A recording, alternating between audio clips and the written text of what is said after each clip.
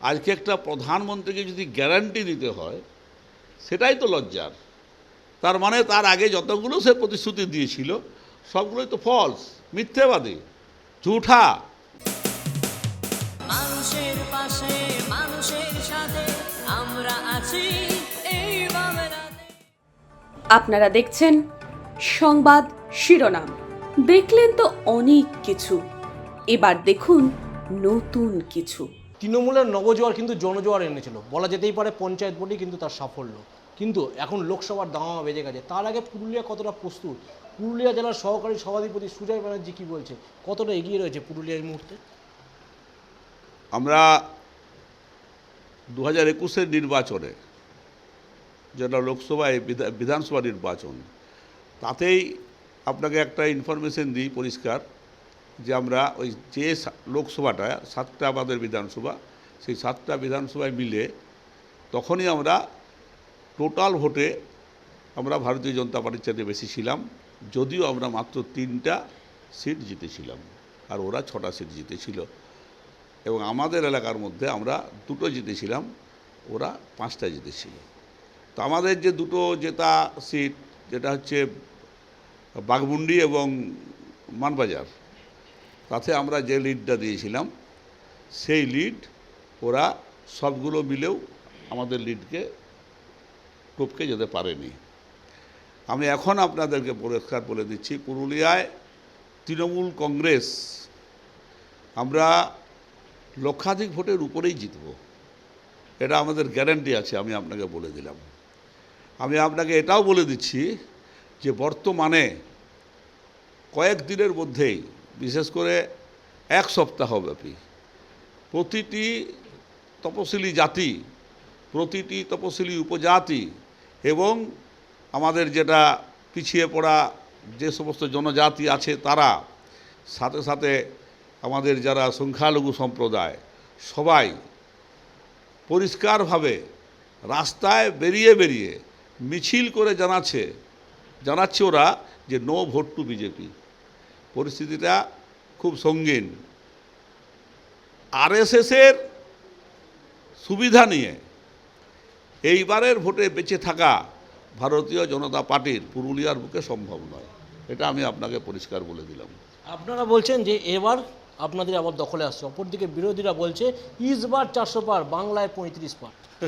শুনুন, 400 পার যেটা কথা বলছে না, ওটা ঠিকই বলছে। কারণটা হচ্ছে যে সরষের তেলের দাম হবে 400 পার, পেট্রোলের দাম হবে 400 পার, ডালের দাম হবে 400 পার, এটাই হবে 400 পার। 400 পার পার্লামেন্টের মেম্বার আর যাবে না। আমি আপনাদেরকে গ্যারান্টি দিয়ে বলছি যে এবার ওরা 200 পার করে সারা ভারতবর্ষে দেখাক। 100 দিনের কাজ নিয়ে দিল্লি যখন অব্দি সরব হয়েছিল তখন আপনিও সরব হয়েছিলেন। সেই 100 দিনের কাজের টাকায় লোকসভার আগে রাজ্য সরকারের উদ্যোগে ফিরিয়ে দেওয়া হলো। অপরদিকে বাংলার মুখ্যমন্ত্রী বার্তা দিয়েছেন যে ডিসেম্বরে বাংলা আবাস যোজনার টাকাও ফিরিয়ে দেওয়া হবে।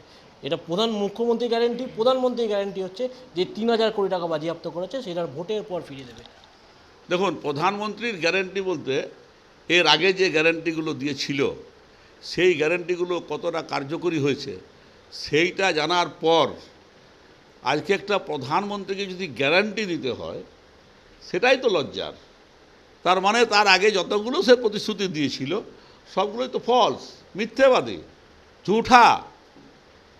এখন নিজে বলছে গ্যারান্টি দিচ্ছি। আগে তুমি গ্যারান্টি দিয়েছিলে কি? আগে যা বলেছিলে সেগুলো কী ছিল তাহলে? হ্যাঁ, আগে পায়নি, নিজেই স্বীকার করছে তো। এখন গ্যারান্টি, কি গ্যারান্টি? কিসের গ্যারান্টি? আগে যেগুলো বলেছিলে সেইগুলো দাও, তবে তো গ্যারান্টিটা মানবে মানুষ।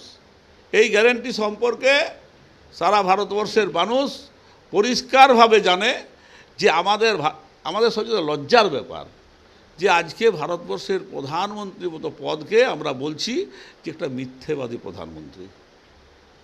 একাধিক প্রকল্প চলছে, আপনারা কোন কোন প্রকল্পগুলো বেশি মাত্রায় রূপ পাচ্ছে লোকসভার আগে? দেখুন, আমাদের প্রকল্প যেগুলো চলছে সেই প্রকল্পগুলোর থেকেই আমাদের ভোট আসবে। তবে এবারে তার সাথে যেটা যোগ হবে সেটা হচ্ছে কি বলছে, যে अगर इस बार हम लोग क्षमता आएंगे तो SC ST का गैर कानूनी जो हमारा आरक्षण है उसको समाप्त कर देंगे।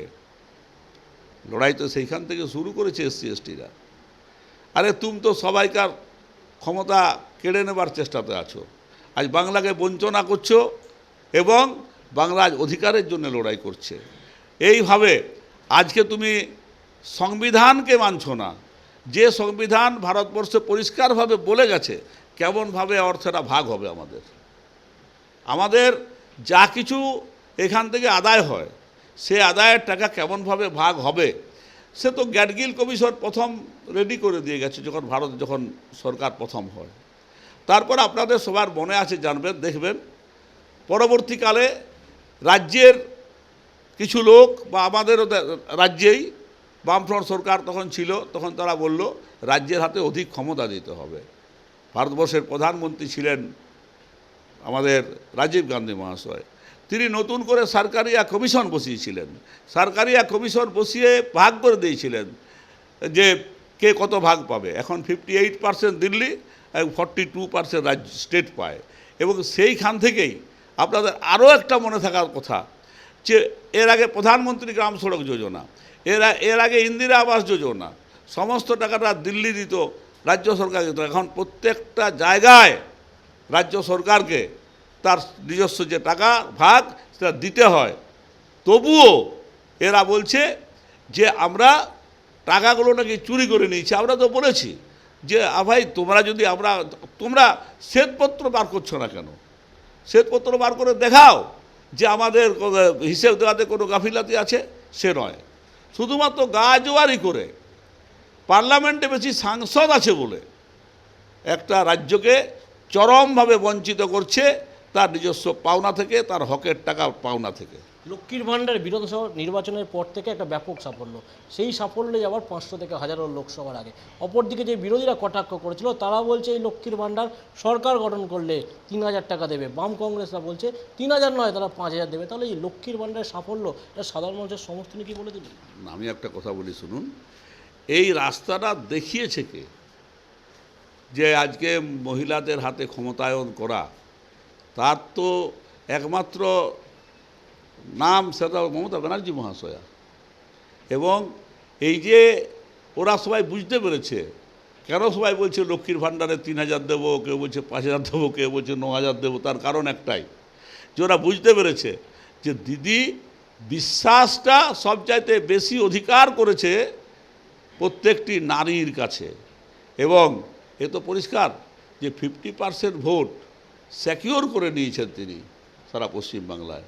একদিকে যখন অভিষেক ব্যানার্জি বলছে যে যেই প্রার্থী হোক আগে উন্নয়ন দেখে তাকে ভোট দেবেন, অপরদিকে আপনারা বলছেন 2019-এর ভুল আর 2024-এ মানুষ করবে না, মানুষকে বোঝাতে পারলেন সেই জায়গাটা? আর শুনুন, সে তো আপনার ফরেনো পরিচয় তো দেখিয়ে দেবো। পুরুলিয়া জেলায় পুরুলিয়া পাবেন, ঝাড়গ্রামে জিতব। আমি আমার এলাকার যতটুকু খবর জানি বলছি, আমরা বাঁকুড়ায় জিতব। আমাদের যেগুলো জঙ্গলমহল সেখান থেকে ধুয়ে মুছে আমরা ভারতীয় জনতা পার্টিকে সাফ করে দেবো। জনগণের গর্জন, বিরোধীদের বিসর্জন, তাহলে এটা কি শুধু সময়ের অপেক্ষা? কি বলছেন? একবারে আর 4 জুনের মোটামুটি ওই 12টা-1টার থেকেই আপনারা বুঝে যাবেন। মুখ্যমন্ত্রী বলছে বাংলা কারোর কাছে মাতানত করবে না, অপরদিকে বলছে ডবল ইঞ্জিন সরকার ছাড়া বাংলাকে বাঁচানো যাবে। শুনুন, যারা বাংলাকে শেষ করছে তারা বলছে ডবল ইঞ্জিন সরকার। ডবল ইঞ্জিন সরকারকে আমরা মণিপুর দেখিনি, ডবল ইঞ্জিন সরকারকে আমরা আর বাকি যে জায়গাগুলো কী বলছে আমাদের সামনেই যে আছে উত্তরপ্রদেশ আমরা দেখিনি। কী হচ্ছে সেখানে? মহিলার সম্ভ্রম নষ্ট ইত্যাদি ইত্যাদি কাণ্ড। তখন সেটাকে চক্রান্ত করে যাতে সন্দেশখালিতে এরকম কিছু একটা ঘটনা করে আমাদের চরিত্রকে হনন করা যায়, তার একটা মিথ্যে ঘটনা, কিছু সাজানো ঘটনা নিয়ে এসে বাংলাকে কলঙ্কিত করছিল। সেটাও তো আজকে পরিষ্কার হয়ে গেল মানুষের কাছে বা হচ্ছে। পুরুলিয়াবাসীর উদ্দেশ্যে কি বার্তা দেবেন? পুরুলিয়াবাসীর উদ্দেশ্যে আমাদের শুধু বার্তা একটাই যে আপনারা চিন্তিত হবেন না, আমরা প্রচুর পরিমাণে জিতছি।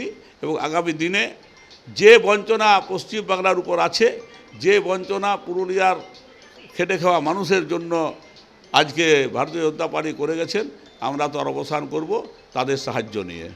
নেত্রী যখন একদিকে বলছেন বাংলা কারোর কাছে মতানত করবে না, অপরদিকে দলের যারা কর্মীরা বলছেন তারা বলছে বাংলায় একজনকে থেকেই ভোট হয়, এবং বিধানসভার পর থেকে একাধিক নির্বাচনে যেমন সাধারণ মানুষই সাফল্য এনেছিল, সেই সাফল্যই কিন্তু আনতে চলেছে লোকসভা নির্বাচন।